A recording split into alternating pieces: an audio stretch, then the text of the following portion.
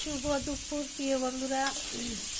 এখানে কারকল দিয়ে আলু দিয়ে মাছের ঝোল করবো, তাই কারকল আর আলু ভেজে নিচ্ছি নুন আর হলুদ দিয়ে।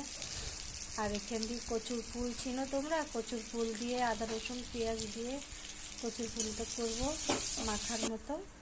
আর এখানে কালো জিরা আর টমেটো ফোড়ন দিয়ে মাছের ঝোলটা করবো। আর মাছ করবো, আর মাছটা আমরা ভেজে খাই না, আমরা কাঁচা খাই। কাঁচা বলতে আমরা কষিয়ে, ভালো করে কষিয়ে নিই। তো কষিয়ে তারপর এখানে আলু আর ওই কারকল ভাজাটা দিয়ে দেবো, দিয়ে এটা দিয়ে ঝোল হবে আজকে মাছের। তা আমি আর বাবা আজকে বাজারে গেছিলাম, তোমরা তো দেখিয়েছ। তো বাবা খেতে ভালোবাসে কারকল আলু দিয়ে, তার জন্য কারকল আলু দিয়ে মাছের ঝোলটা বানানো হচ্ছে। আর এখানে কচুর ফুলের তরকারিটা হয়ে গেছে, একদম মাখা মাখা, এইটা দারুণ খেতে। আর তোমরা কে কে খেয়েছো কচুর ফুল কমেন্টে জানাবে। আমার থেকে তো একদম হেভি লাগে।